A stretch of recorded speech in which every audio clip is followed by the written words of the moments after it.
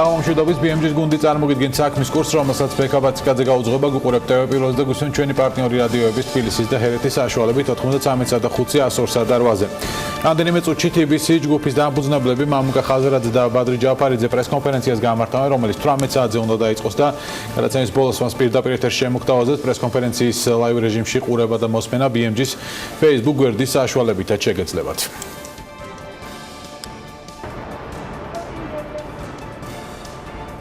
TBC ბანკის თემით განვაგრძობთ გამოშვებას. ბანკების ასოციაციის თავმჯდომარე TBC ბანკთან დაკავშირებით კიდევ ერთ განცხადებას აკეთებს ალექსანდრე ძნელაძე. მიიჩნევს, რომ TBC ბანკის ირგვლივ მიმდინარე პროცესი ბანკის ფინანსურ მდგომარეობას არ შეარყევს. საბანკო ასოციაციის განმარტებით მიმდინარე პროცესი იმართება ეროვნული ბანკის მიერ და ქვეყნის ფინანსური სტაბილურობაც ეროვნული ბანკის ხელშია. საბანკო ასოციაციის თავმჯდომარე მიიჩნევს, რომ ეროვნულ ბანკში ზუსტად იციან და აფასებენ მდგომარეობას. მისივე თქმით, ასოციაცია დაელოდება თუ რა გადაწყვეტილებას მიიღებს სასამართლო. საქართველოს ეროვნულ ბანკსა და მის კომპეტენციას ვენდობიეს განცხადება კი საქართველოში გერმანიის ფედერაციული რესპუბლიკის საგანგებო და სრულუფლებიანმა ელჩმა გააკეთა. მისი თქმით, მნიშვნელოვანია ქვეყანაში ბანკებს შეეძლოთ ფუნქციონირება, თუმცა ამასთანავე მნიშვნელოვანია კონტროლდებოდეს მათი საქმიანობა. განცხადება დღეს TBC ბანკთან დაკავშირებით საერთაშორისო სავაჭრო პალატის თავმჯდომარემ ფადიას ლიმანს გააკეთა. მისი თქმით, ბიძინა ივანიშვილის სურს აკონტროლოს TBC ბანკი, სწორედ ამიტომ გასცა მან ბანკის სამეთოყერო საბჭოს თავმჯდომარისა და მისი მოადგილის უფლებამოსილების შეჩერების ბრძანება. შემდგომი ნაბიჯი კი ბანკის ამჟამინდელი მენეჯმენტის იმ ადამიანების ჩანაცვლება იქნება, ვინც მის ბრძანებებს შეასრულებს, განმარტავს ფადიასლი. მენეჯმენტის შეცვლის შემდეგ ბიძინა ივანიშვილს უნდა რომ ბანკი მასთან დაახლოებულ პირებს გადასცეს მართვაში. ამ მიზნის მისაღწევად ის საქართველოს ეროვნულ ბანკს იყენებს. რა ინფორმაციაც მივიღეთ, ბიძინა ივანიშვილი საბოლოო მიზანს საერთაშორისო სანქცირებული რუსული კომპანიების დახმარება წარმოადგენს. რათა მათ TBC ბანკის გამოყენებით და საქართველოში დაფუძნებული ყალბი კომპანიების გვერდისავლით სანქციების გვერდისავლა შეძლონ. დღევანდელ პრესკონფერენციაზე ფადიასლის ერთ-ერთი მთავარი გზავნილი პირადად ეროვნული ბანკის ხელმძღვანელს ეხებოდა. ფადიასლი გვენეტაძეს მოუწოდებს TBC-ის საქმეში მთავრობის ზეწოლას წინააღმდეგობა გაუწიოს ან თანამდებობა დატოვოს, რათა ამ ქმედებით როგორც სების დამოუკიდებლობა, ისე პირადი ღირსება და რეპუტაცია შეინარჩუნოს. კიდევ ერთი მიზანი, რაც ბიძინა ივანიშვილს აქვს, გახლავთ ანაკლიის სპორტის ხელში ჩაგდება.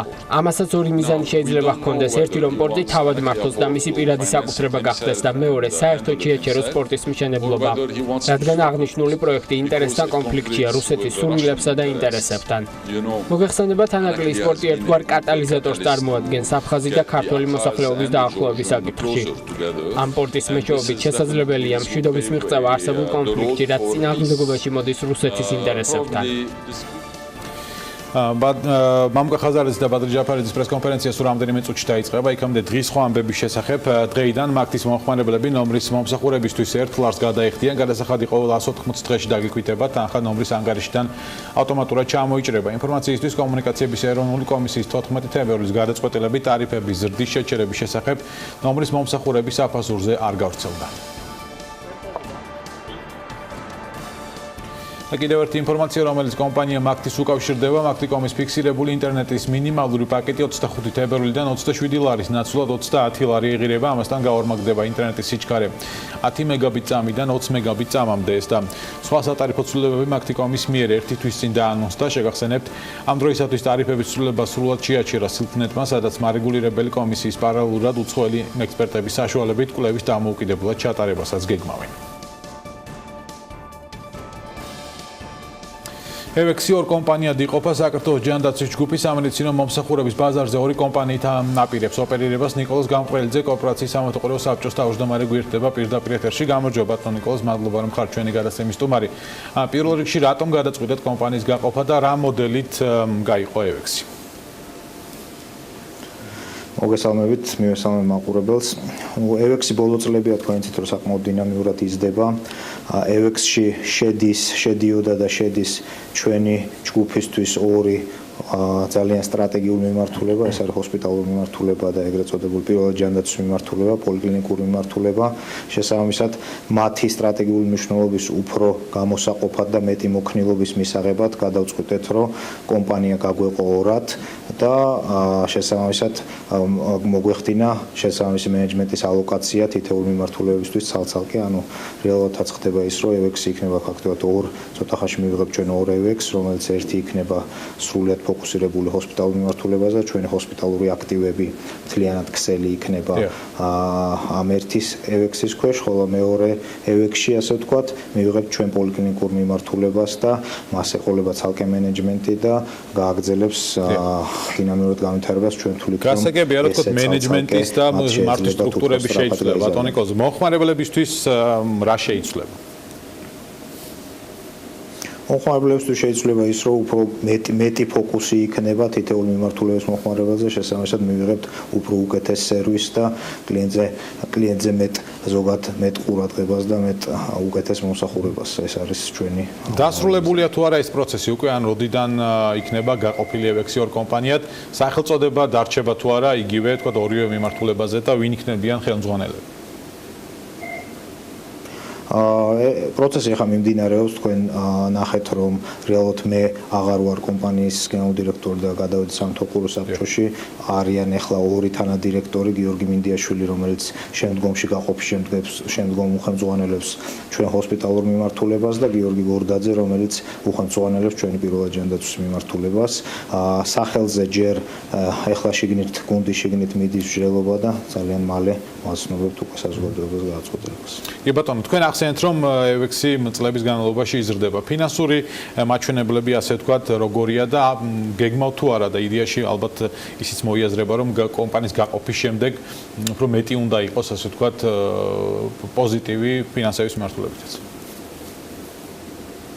რა თქმა უნდა, ერთ-ერთი მიზეზიც ეს არის, რომ კომპანია მეტი დინამიურობა, კომპანიებმა მეტი დინამიურობა და მეტი მოქნილობა შეიძინოს. შარშანდელი წელი EVX-მა საკმაოდ კარგად დახურა, ჩვენ ქონდა დაახლოებით 15%-იანი ზრდა შემოსავლებში და ჩვენი EBITDA გაიზარდა დაახლოებით ამდენივე პროცენტით, რასაც უყურებთ და მომავალში რა თქმა უნდა კიდევ უფრო მეტ ზრდას ველოდებით ამ მიმართულებით. ზოგადად რომ წარმოდგენა რომ შეგიქმნათ როგორ გამოიყურება ჩვენი ჯგუფი საქართველოს ჯანდაცვის ჯგუფის ქვეშ უკვე გაერთიანებული იქნება არა 3, არამედ 5 მიმართულება, ანუ ადრე იყო ჯანდაცვის მიმართულება, ფარმაციის და დაზღვევის, ახლა იქნება ანუ ფარმაცია, დაზღვევა, პოლიკლინიკური მიმართულება, ჰოსპიტალური მიმართულება და მეხუთე მიმართულება, დიაგნოსტიკური მიმართულება გვემატება, რომელსაც ასევე ძალიან მალე გავუკეთებთ პრეზენტაციას.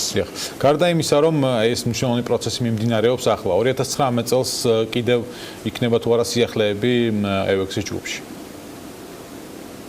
რაზეც ახლა პარალელურად ჩვენ ყოველთვის ასე რა თქმა უნდა ჩვენ სულ მუდმივად მუშაობთ, ერთ-ერთი იქნება დიაგნოსტიკური მიმართულება, რაც ახლა აღნიშნეთ, ჩვენ ძალიან ცოტა ხნის წინ გავხსენით არა მარტო საქართველოში, არამედ რეგიონში ყველაზე დიდი და მძლავრი ლაბორატორია, ავტომატური ლაბორატორია, რომელიც ემსახურება პირველ რიგში მომსახურება ჩვენ ასე ვთქვათ შიდა მოთხოვნას და ასევე მომსახურება გარე მოთხოვნას, სხვა მომხმარებლებს. ეს არის აბსოლუტურად უნიკალური პროექტი, რომლის მასშტაბის პროექტი ჯერ არ განხორციელებულა ჩვენ ქვეყანაში და ზოგადად კავკასიის რეგიონში, იცით ძალიან ვამაყობთ და ძალიან მალე როგორც მოგახსენეთ მის პრეზენტაციას გავაკეთებთ. დიახ, ბატონი კოზი, იქნება თუ არა გეგმავს თუ არა EVX-ი, ანუ გაფართოებას რა კუთხით დამატებას თქვა იგივე პოლიკლინიკების ქსელის, ანუ რეგიონების მასშტაბით წელს თუ გაქვთ რაიმე განსაკუთრებული გეგმები? წლევანდელ გეგმებს რაც შეეხება, გარდა ამისა, ხა პოლიკლინიკის ქსელი გაფართოვდება, პოლიკლინიკის შიგნით ჩვენ უკვე გამოვაცხადეთ, რომ შევედით სტომატოლოგიურ ბიზნესში და დავიწყეთ ასე ვთქვათ სტომატოლოგიური კლინიკების განვითარება პირველ რიგში ჩვენ პოლიკლინიკებში და შემდგომში გარეთ გამოვალთ. რაც ყველაზე მნიშვნელოვანი სიახლეა წელს ჩვენი ჯგუფისთვის, საკმაოდ ვაქტიურდებით სამეცნიერო ტურიზმის მიმართულებით, იმიტომ ვფიქრობთ, რომ დადგა დრო ამდენი ინვესტიციის შემდეგ, როგორც ინფრასტრუქტურაში, ისე ხარისხში, ჩვენ ქვეყანას და ზოგადად ჩვენ კომპანიას აქვს რომ მარტო ის კი არა რომ გარეთ მიმავალი ქართველები ასე ვთქვათ შევაკავოთ საქართველოში მივცეთ მაღალი ხარისხის მომსახურება, არამედ ჩვენი მეზობელი ქვეყნებიდან ჩამოვიყვანოთ ასე ვთქვათ სამეცნიერო ტურისტები და ექსპორტის მიმართულება ამ კუთხით გამოვითაროთ. ვფიქრობ, რომ ქვეყანასა და ჩვენ კომპანიას ამაში ძალიან დიდი შესაძლებლობა. სხვათა შორის ბატონო კოზი, ტურიზმის ადმინისტრაციის ახალი ხელმძღვანელი, რომელიც დაინიშნა, ის საუბრობდა ბატონი მარიამი, რომ სამედიცინო ტურიზმი არის ერთ ერთ-ერთი პრიორიტეტული მიმართულება მისი ხელმძღვანელობის პერიოდში იქნება ყოველ შემთხვევაში და იქნება სპეციალური სტრატეგია. ხომ არ გეგმავთ აი ამ კუთხით თანამშრომლობას თუნდაც ტურიზმის ეროვნულ ადმინისტრაციასთან, მით უმეტეს ეს არის საკმაოდ შემოსავლიანი და მაღალმხარჯველიანი, ასე ვთქვათ, ტურიზმის ერთ-ერთი მიმართულება.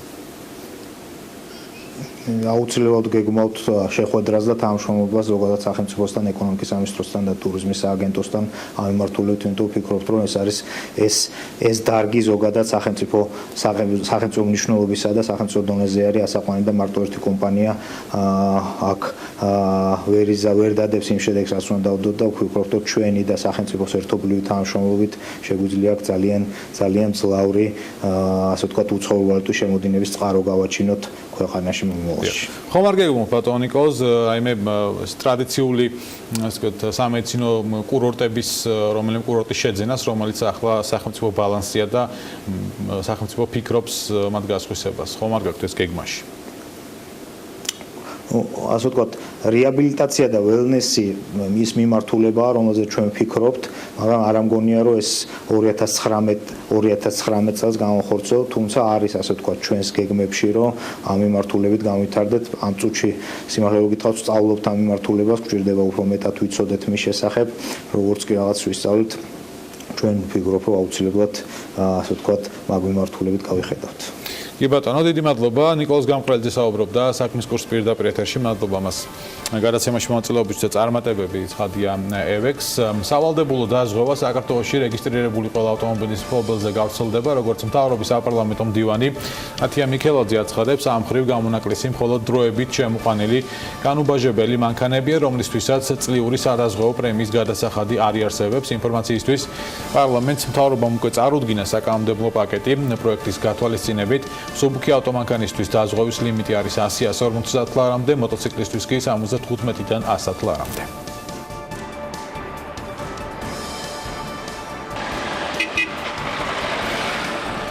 მერია ვარკეთილში მდებარე ეგრეთ წოდებული ხრუშოკების ჩანაცვლების პროექტს ცვლის და დეველოპერებს ახალ პირობებს თავაზობს საკრებულოს წევრის ოთარ გრიგოლიას. ინფორმაციით მოხდა საგარანტიო პირობების ლიბერალიზაცია, პროექტის განხორციელების ეტაპები კი 5 ლოტად დაიყო.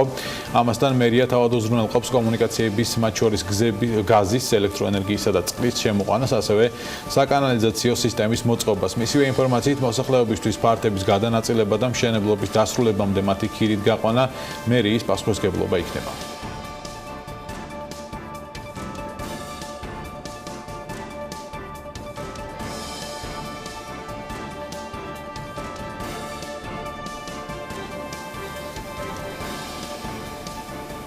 მამუკა ხაზარაძის და ბადრი ჯაფარიძის პრესკონფერენცია სულ ცოტა ხანში დაიწყება. რამდენიმე წუთში სალომე მეცხვარიშვილი იმყოფება ადგილზე, რომელიც პირდაპირ ეთერში გვერდება. სალომე, გამარჯობა კიდევ ერთხელ. ხომ არ არის წინასწარ ცნობილი, თემა გასაგებია რა თემაზე გაკეთება განცხადებები, მაგრამ წინასწარ თუ არის შენთვის რაიმე ინფორმაცია ცნობილი ადგილზე გისმენთ. ვექა სამწუხაროდ წინასწარი განცხადებები თუ რა შეეხება კონკრეტულად მამუკა ხაზარაძისა და ბადრი ჯაფარიძის პრესკონფერენცია ჩვენთვის ცნობილი არ არის. მედია უკვე ადგილზე შეკრებილია სრული შემადგენლობით, ასე ვთქვათ, დაინტერესება ამ საკითხთან დაკავშირებით საკმაოდ მაღალია, როგორც ჩანს. კონკრეტულად რა საკითხზე გააკეთებენ აქცენტებს დღეს TBC ბანკის დამფუძნებლები მამუკა ხაზარაძე და ბადრი ჯაფარიძე ჩვენთვის უცნობია, თუმცა ამ საკითხთან დაკავშირებით საკმაოდ ბევრი კითხვა არსებობს და იმედი გვაქვს, რომ ისინი უპასუხებენ ჩვენ კითხვებს. წუთზე ველოდებით უკვე 6 საათია ჩანიშნული პრესკონფერენცია და უკვე უნდა დაიწყოს, უკვე მედია ელოდება გარედანვე, ასე ვთქვათ, მათ გამოჩენას სასტუმრო რომში, სადაც დანიშნულია ღონისძიება. რაც შეეხება თავად საქმეს, ჩვენმა მაყურებელმა ალბათ იცის უკვე კარგად, რომ საქმე ეხება ეგრეთ წოდებული 17 მილიონის გათეთრების საქმეს. პროკურატურა ედავება ამას TBC ბანკის დამფუძნებელს მამუკა ხაზარაძისა და ბადრი ჯაფარიძეს. პროკურატურაში აცხადებენ, რომ 2008 წელს 17 მილიონი დოლარის გათეთრება მოხდა. სწორედ დამატებითი დეტალები ამ საკითხთან დაკავშირებით ჩვენთვის ცნობილი არ არის და პროკურატურაც დამატებით კითხვებზე, ასე ვთქვათ, მედიას ამ დრომდე არ პასუხობს. თუმცა ბოლო დღეების განმავლობაში ამ საკითხზე ცნობილი შეძლებთ თუ არა ჟურნალისტები კითხვების დასმას, ანუ რა ფორმატში წარიმართება ეს შეხვედრა. იყო საუბარი თავად პრემიერ-მინისტრისგანაც მოვისმენთ ამ საკითხზე კომენტარები, რომ ამ ყველაფერს არ უნდა მიცოთ პოლიტიკური ხასიათი და ეს ყველაფერი მოკლედ ეს პროცესები უნდა იყოს დაცლილი ყოველგვარი პოლიტიკური შეფასებებისგან და პოლიტიკური სპეკულაციებისგან. თავად მამუკა ხაზარაძემ გაავრცელა რამდენიმე დღის წინ განცხადება, მას შემდეგ რაც ეროვნულმა ბანკმა მოითხოვა მამუკა ხაზარაძისა და ბადრი ჯაფარიძის სამეთვალყურეო საბჭოდან ჩამოშორება, ასე ვთქვათ, 2 თვის ვადაში. მამუკა ხაზარაძე მაშინ განაცხადა, რომ ეს შეიძლება იყოს დაკავშირებული ანაკლიის პორტთანაც, მათ შორის, რომელიც არის ერთ-ერთი ყველაზე მსხვილი ინფრასტრუქტურული პროექტი საქართველოს ისტორიაში, თუმცა მასაც უჭირს თქვათ კონკრეტულად დაკავშირება აი ამ პროცესებისა, თუ რასთან შეიძლება იყოს ეს დაკავშირებული. დღეს ჩვენ მოვისმინეთ შეფასებები იმასთან დაკავშირებითაც, რომ ამას შეიძლება პოლიტიკური ხასიათი ჰქონდეს, თუმცა საინტერესო იქნება უკვე დღეს აი ამ წუთებში რა კომენტარს გააკეთებენ თავად ბადრი ჯაფარიძე და მამუკა ხაზარაძე, რამდენადაც ისინი აი ამ პროცესების განმავლობაში მედიასთან ასე არ გამოჩენილ და მხოლოდ განცხადებები შემოიფარგლებოდნენ TBC ბანკის წარმომადგენლები, როგორც თავად ბანკი, ასევე მამუკა ხაზარაძეც აკეთებდა განცხადებებს Facebook-ის მეშვეობით, მან გუშინ ასევე გუშინ წარდგა სტუდენტების წინაშე, კავკასიის უნივერსიტეტის სტუდენტებს შეხვდა და კონკრეტულად ამ თემაზე არ უსაუბრია, თუმცა ბევრი საინტერესო აქცენტი გააკეთა. ჩვენ აი უკვე წუთი-წუთზე ველოდებით მათ შემოსვლას სასტუმრო რუმში და უკვე უნდა დაიწყოს პრესკონფერენცია ამ საკითხთან დაკავშირებით. საინტერესოა რა თემებზე გააკეთებენ ისინი აქცენტს, საინტერესოა როგორ უყურებენ ისინი პროკურატურის ბრალდებებს 17 მილიონის გათეთრებასთან დაკავშირებით. სხვათა შორის თავად TBC ბანკმა თქვა, რომ არა მხოლოდ 17 მილიონი დოლარზე იყო საუბარი 2008 წელს, არამედ იყო 80 მილიონ დოლარზეც და 80 მილიონი დოლარის მოზიდვა შეძლო ამ პერიოდისთვის TBC ბანკმა კაპიტალის შესავსება და არანაირ ფულის გათეთრებას იმ წუთისთვის და იმ დროისთვის ადგილი არ ჰქონია. თუმცა საბოლოო ჯამში რას მოხმარდა ეს 17 მილიონი? ყოველ შემთხვევაში პროკურატურა სწორედ ამ საკითხთან დაკავშირებით აქვს კითხვები, საინტერესო იქნებოდა თავად ბანკის წარმომადგენლების კომენტარები ამასთან დაკავშირებით. იმედი მაქვს ჩვენ მალევე შეგვეძლება უკვე რომ მოვისმინოთ მათი კომენტარები, დამატებითი დეტალები აი ამ ტრანზაქციებთან დაკავშირებით. მე შეგახსენებთ, რომ ეს ამ საქმეში ჩართული არ მხოლოდ TBC ბანკის თანადამფუძნებლები, როგორიცაა მამუკა ხაზარაძე და ბადრი ჯაფარიძე, არამედ გაისმა სამგორი გრუპისა და სამგორი ემის სახელებიც. პროკურატურა ამბობს, რომ სწორედ ამ კომპანიებისგან მოიზიდა თავის დროზე მამუკა ხაზარაძემ და ბადრი ჯაფარიძემ და ზოგადად TBC ბანკმა 17 მილიონი დოლარი, რომელიც დღეს 10 წლის შემდეგ გახდა სადავო. ჩვენ კიდევ ერთხელ შეგახსენებთ, რომ იმყოფებით სასტუმრო რუმში, სადაც ველოდებით, რომ უნდა გამოსვლენ მამუკა ხაზარაძე და ბადრი ჯაფარიძე, რომლებმაც უნდა გააკეთონ დამატებითი კომენტარები აღნიშნულ პროცესთან დაკავშირებით. ჩვენ ვრჩებით ადგილზე და ალბათ შემოგთავაზებთ პირდაპირ ეთერში პრესკონფერენციასაც, როგორც კი დაიწყება. მე გეტყვით იმასაც, რომ ბოლო დღეებში თვითონ ბიზნესმენების მხრიდანაც გაისმა საუბარი იმასთან დაკავშირებით, რომ TBC ბანკის მიმართ შერჩევით სამართალს აქვს საქმე და რომ საეჭვოა რატომ დაინტერესდა ეროვნული ბანკი და ზოგადად პროკურატურა 10 წლის წინ განხორციელებული ტრანზაქციით და რატომ ედავებიან დღეს TBC ბანკის დამფუძნებლებს 10 წლის წინანდელ ტრანზაქციაზე. სწორედ აქედან გამომდინარე უჩნდება ზოგიერთ პოლიტიკოს, ბიზნესმენს, იურისტს და ასე შემდეგ კითხვები, არის თუ არა ეს პოლიტიკური სარჩული, არის თუ არა ამ საქმეში და რამდენად შეიძლება რომ ეს ბრალდებები იყოს პოლიტიკურად მოტივირებული. ჯერჯერობით აქ ადგილზე არ ჩანან თავარი დღევანდელი ღონისძიების თავარი პერსონები, ასე ვთქვათ.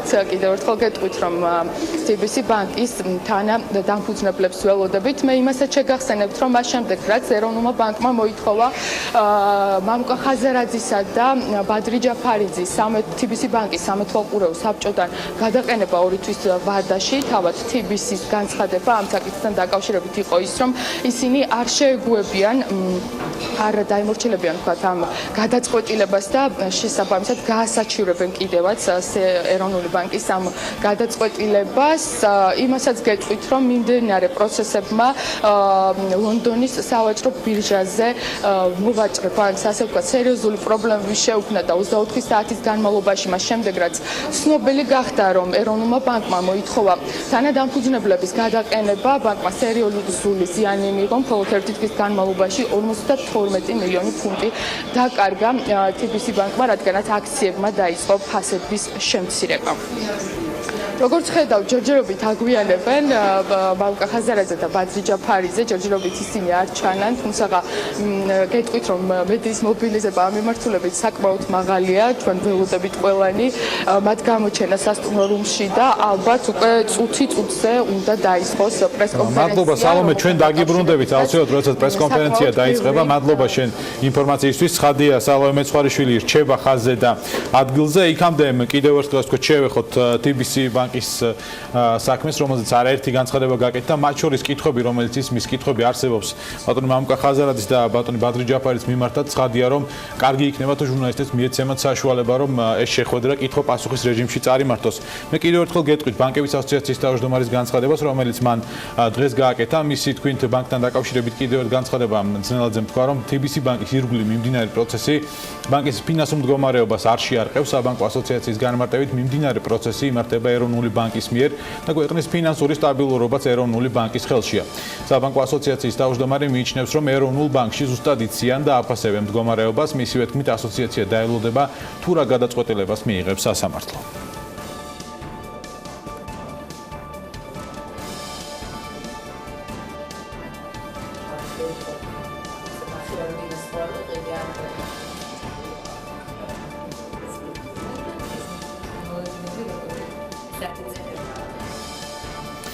TBC ბანკის საქმესთან დაკავშირებით განცხადება პრემიერმა მამუკა ბახტაძემაც გააკეთა, რომელსაც ჩვენ გთავაზობთ პირდაპირ ეთერში.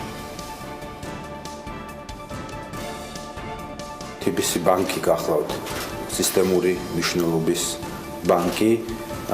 TBC ბანკი არის ძლიერი ფინანსური ორგანიზაცია. ეს რა თქმა უნდა არის ჩვენი ეკონომიკის წარმატება, რომ TBC ბანკი წარმოდგენილი არის ლონდონის საფონდო ბირჟაზე და რა თქმა უნდა ეს ყველას კარგად აქვს გააზრებული, მაგრამ სამწუხაროდ ჩვენ კიდევ ერთხელ მოვისმინეთ პოლიტიკური სპეკულაცია ამ საკითხებზე.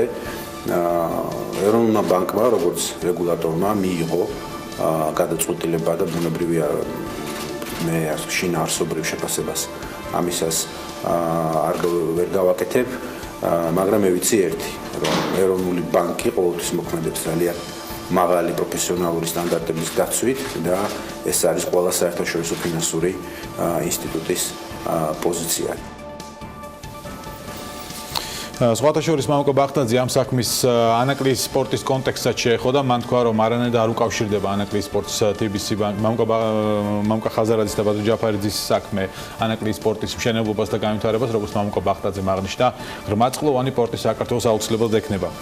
საქართველოს ეროვნულ ბანკსა და მის კომპეტენციას ვენდობი, ეს განცხადება კი საქართველოში გერმანიის ფედერაციული რესპუბლიკის საგანგებო და სრულუფლებიანმა ელჩმა ჰუპერტ გნირშმა გააკეთა. მისი თქმით, მნიშვნელოვანია ქვეყანაში ბანკებს შეეძლოთ ფუნქციონირება, თუმცა ამასთან მნიშვნელოვანია კონტროლდებოდეს მათი საქმიანობა.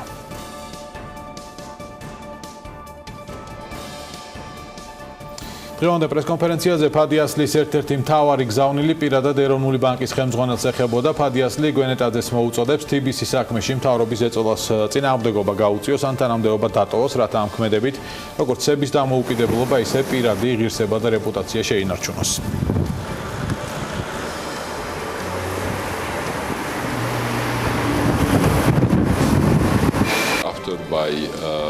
მენეჯმენტის შეცვლის შემდეგ ბიძინა ივანიშვილს უნდა რომ ბანკი მასთან დაახლოებულ პირებს გადასცეს მართვაში.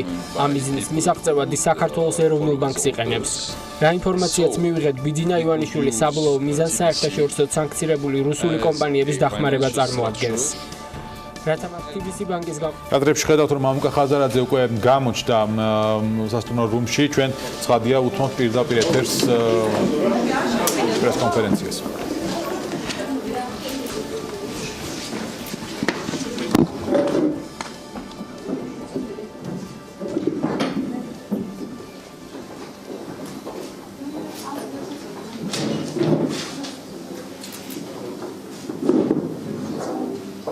მოგესალმებით ყველას.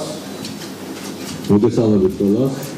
დიდი მადლობა რომ ეს ოპერატიულად გამოგვეხმაურეთ. როგორ ცოტა, იმიტომ რომ მივფრინავთ ლონდონში ბანკის სტომაგოგ დირექტორატის, ამიტომ გაგიზიარებთ ჩვენ პოზიციას და ლაკონურები რო ვიყოთ, ეს პოზიცია იქნება დღეს ცოტა კითხვით ფორმაში. ჩვენ დღეს შევიკრიბეთ, რომ საზოგადოებას ჩვენ პარტნიორებს, აქციონერებს, თანამშრომლებს და ყველა დაინტერესებულ მხარეს გაცნობოთ, რომ ვარ ძლიერი ფინანსური ინსტიტუტი, ძლიერი ერთიანი გუნდი და ერთად გავართ ამბიციური ბიზნესის მისაღებად. პირველ რიგში ვინდა ხაზგასმით ვთქვათ, რომ პატრიოტიზმს სახელმწიფო ინსტიტუტებს და კანონს. TBC-ის დაარსების დღიდან ჩვენ ღირებულებებს წარმოადგენს გამჭვირვალობა, პატიოსნება და კანონმორჩილება. როგორც თქვენთვის ცნობილია, TBC ბანკმა სასამართლოში გაასაჩივრა 11 წლის წინანდელ საქმეზე გამოტანილი რეგულატორის ყველა გადაწყვეტილება, ველოდებით მართლმსაჯულებას. მიუხედავად ამისა, ჩვენ მზად ვართ დიალოგის რეჟიმში განვაგრძოთ ამ სიტუაციიდან ეროვნულ ბანკთან ერთად გამოსვლის ძიება, რომ ავიცილოთ თავიდან პოტენციური ნეგატიური ზეგავლენა ქვეყნის სანაცვლო გარემოზე და ზოგადად საქართველოს ეკონომიკას. რაც შეეხება პროკურატურის გამოძიებას ფულის გათეთრების მუხლით, კატეგორიულად უარყოფთ ასეთი ფაქტის არსებობას. ჩვენს მიერ გადაცემულია ყველა საჭირო დოკუმენტი შესაბამისი ორგანოებისთვის, რაც ცხადყოფს ასეთი დანაშაულის არარსებობას. ამასთანავე მაღალი საჯარო ინტერესებისგან გამო ვინდა აღნიშნოთ, რომ უკვე ამ ფაქტის გარშემო ყველა მასალა გადაგზავნილია ჩვენ პარტნიორებთან, საერთაშორისო საფინანსო ინსტიტუტებთან. ჩვენ გვაქვს საერთაშორისო იურიდიული ფირმის, ეს არის ერთ-ერთი ყველაზე დიდი კომპანია მსოფლიოში, დენტონსის დასკვნა, რომელიც საკითხთან დაკავშირებით მკაფიოდ არის აღნიშნული, რომ ამ ტრანზაქციებს არათუ ფულის გადათრებასთან, არამედ საბანკო რეგულაციის, ინტერესთა კონფლიქტის მასშტაბური ნორმების დარღვევასთანაც კი კავშირი არ აქვს. მზად ვარ საერთაშორისო იურიდიული კომპანიის უკვე ჩვენს ხელს არსებული იურიდიული დასკვნა და ასევე 2007-2008 წლის ამ კონკრეტული ტრანზაქციების შესახებ ინფორმაცია გაუზიაროთ ყველა დაინტერესებულ მხარეს, პარლამენტის შესაბამის კომიტეტებს, არასამთავრობო ორგანიზაციებს, დიპლომატიური კორპუსის წარმომადგენლებს და სხვა შესაბამის პირებს. ასევე დავამატებ, რომ ასევე მზად ვარ, რომ საზოგადოების ინტერესებიდან გამომდინარე არჩეულ იქნას თქვენს მიერ დასახელებული ადგილობრივი უცხოური იურიდიული კომპანიები, NGO-ები, საელჩო წარმომადგენლები, სპეციალური კომისია, რომელსაც ჩვენ გადავცეთ ნებისმიერ ინფორმაციას, ნებისმიერ ამონაწერს იმ საკითხთან დაკავშირებით, რაზეც ესე ვთქვათ, ჩვენ შეგაწუხებთ და ჩვენს შეგვაწუხებთ. დიდი მადლობა. ლონდონში ხდება ამ თვითონ კითხვა, რამდენიმე კითხვაზე გახსოვთ პასუხი. თვითონ პასუხის მეგალცო პასუხი.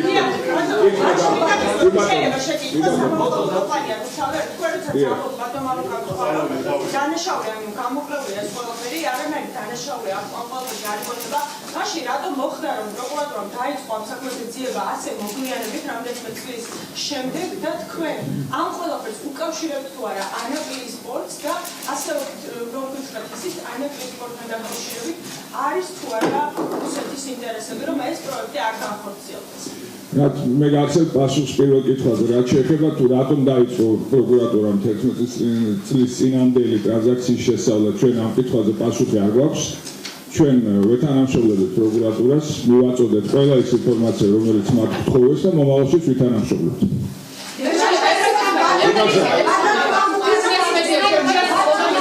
ინსტიტუტი არაფერი არის. ერთი არაფერი არის. ძალიან ხოთ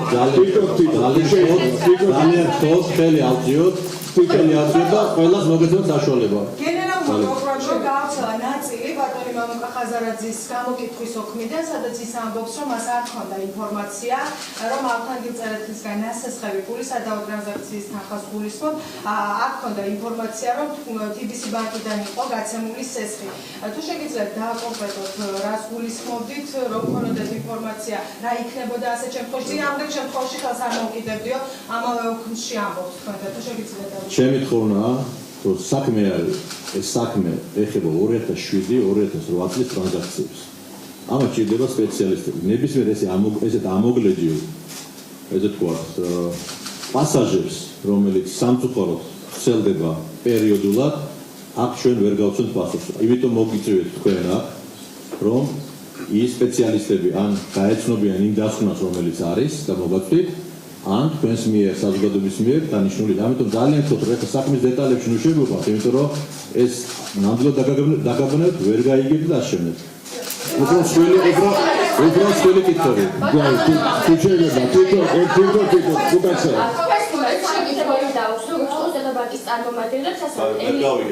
სამართლებრივ დავა აქვს კონსტატა ბანკის წარმომადგენლებს, ასევე ელიტების პროდუქციის წარმომადგენლებს და რას შედავებიან ისინი არის თუ არა იმ საშიშროება რომ ეს საქმეები ამ საქმეს დაერქვა. არანაირი დავა არ არის ეს ინფორმაციას ესაუბრეთ ვერაფერი ვერ დაერქვა. ძალიან ხო რა. ეს არის სტარი ინფორმაცია გაქვს და კითხეთ ვინც ვაგიგეთ. შემდგომი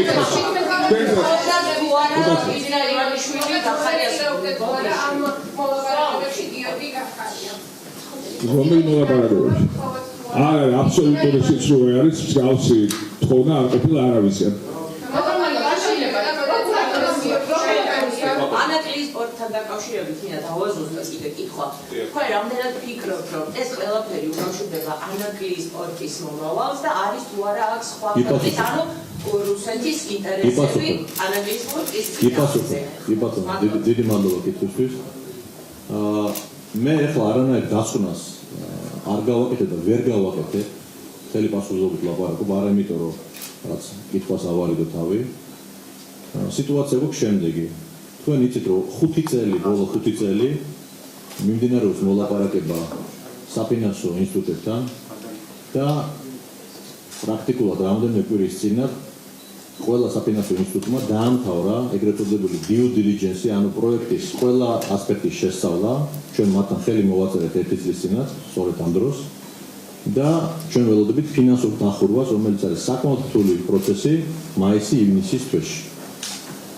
ეს დაჩქარებული გამოძიება, რომელიც დაიწყო პროკურატურის მიერ და იმ ინფორმაციის გაჟონვება, ესე ვთქვათ, რომელიც Google-ში და უამრავ საერთაშორისო პრესაში მოხდა, თითქოს მე და ბადრის რაღაცა კავშირი გვაქვს რაღაც დანაშაულთან, პირდაპირ ურტყამს იმ ხელშეკრულების გაფორმების პროცედურას. თქვენ როგორ წარმოგიდგენიათ, რომელი საფინანსო ინსტიტუტი მოაწერს ხელს ერთ-ერთ თავარ ინვესტორთან და თავმჯდომარესთან კომპანიის, რომელთანაც პარალელურად იხსნება, ესე ვთქვათ, ეგრეთ წოდებული არარსებული საქმე. ამის მე კომენტარს მე არ გავაკეთებ, ამავე დროს მინდა გითხრათ, იმიტომ რომ მე მინდა ძალიან გულწრფელი და ობიექტური ვიყოთ თქვენს მიმართ, რომ სახელმწიფო ამავე დროს ხარში გვიდიოს. აი ეს ცოტა ეს მაშფოთებს ეს მომენტი, რომ ერთი მხრივ ჩვენ შეფერხება ამ პროექტთან მიმართებაში არ აგვაქვს და მეორე მხრივ სახელმწიფოს ერთ-ერთი სტრუქტურა, ესე ვთქვათ, აკეთებს ესეთ სახალხო განცხადებას, რომელსაც გამოძიება დამთავრებულიც არ არის. და სასამართლო დანიშნულიც არ არის ეროვნული ბანკის, რომელიც ესე ვთქვათ, აი ეს არის ჩემი ერთი კითხვა და მოკლედ. პროკურატურის ვერსია არის, რომ 17 მილიონი ისესხა ჯერ სამგორი გრუპმა და შემდეგ მისი ვერსია რა? პროკურატურის ვერსიასთან დაკავშირებით გვინდა რომ გააკეთოთ განმარტება. ძალიან მაგარი ამაზე ერთი წამით რა. 17 მილიონი დოლარი რომელიც ვისესხა გადარიცხული იქნება სოფლიო ბანკში და TBC ბანკის კაპიტალში. თუ ეს შეიძლება პულის გაკეთება ჩაითვალოს თქვენ დასაჯეთ.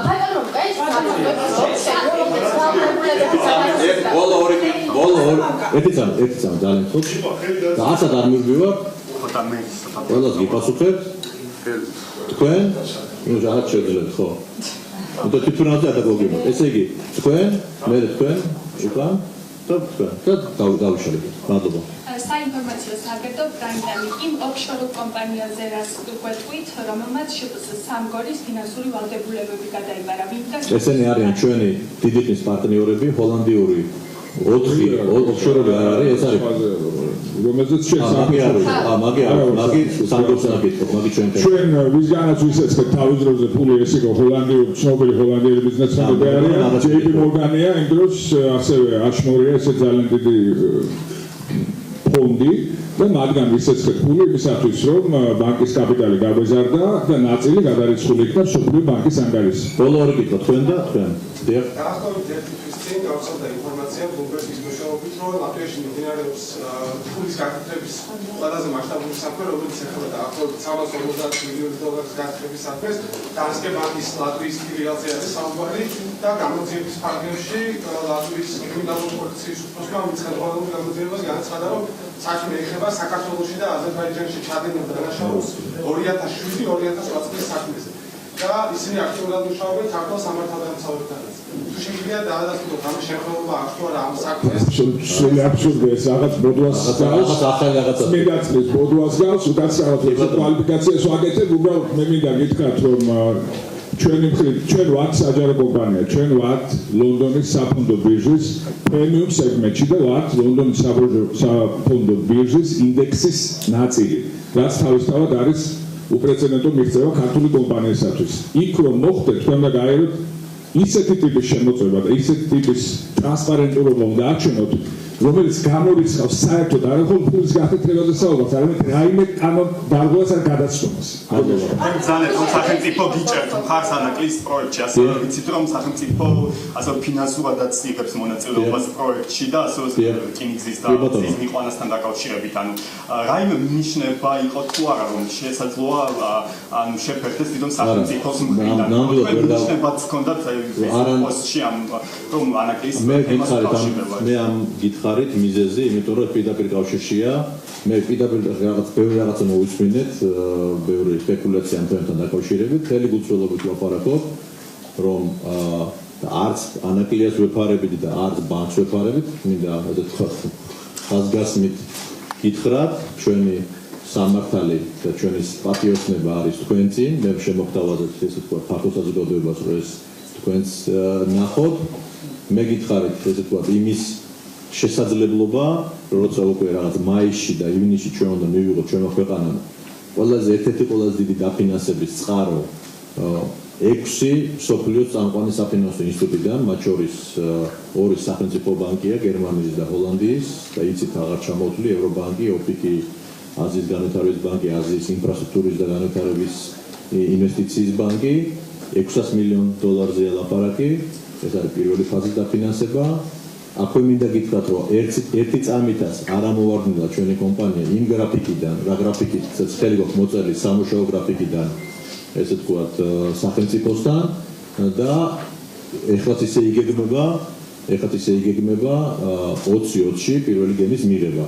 რა თქმა უნდა, თუ ესეა ფაქტებმა ხელი არ შეუშალა. ამიტომ მე ვთხოვ ყველას, რომ საქმე აღარ ეხება TBC-ს, არ ეხება ესე ვთქვათ კონკრეტულ ადამიანებს, ეხება ჩვენ ქვეყანას, ჩვენ პერსპექტივას, ჩვენ მომავალს და ყველა დაინტერესებულ მხარეს, იმიტომ მოუწოდეთ და პარლამენტიც იმიტომ ვახსენეთ და ყველა, რომ დროზე გაირკვეს სიტუაცია, დროზე დაიხუროს არარსებული თემები, რათა ყველანი ერთად და ჩვენ დაუბრუნდეთ ჩვენ საქმეს და ვაკეთოთ ჩემი პირდაპირ და ბადრის და ჩემი გუნდის პირდაპირ საქმე ბიზნესის კეთება. დიდი მადლობა. ამგა ხაზარაძე და ბადრი ჯაფარიძე მათ საქმეს მიმდინარე გარშემო საქმეზე პრესკონფერენცია მიუძღვნეს, სადაც რამდენიმე საინტერესო აქცენტი გაკეთდა, მათ შორის ის, რომ ეს პროცესი აფერხებს საერთაშორისო ფინანსურ ინსტიტუტებთან ურთიერთობას ანაკლის პორტთან მიმართებაში. ჩვენ 22:45 წუთს დაგიბრუნდებით. შემაჯამო გამოშვებას ცხადია ამ თემას პროფესიונალურად გავშლით. მადლობა ყურადღებისთვის, დროებით.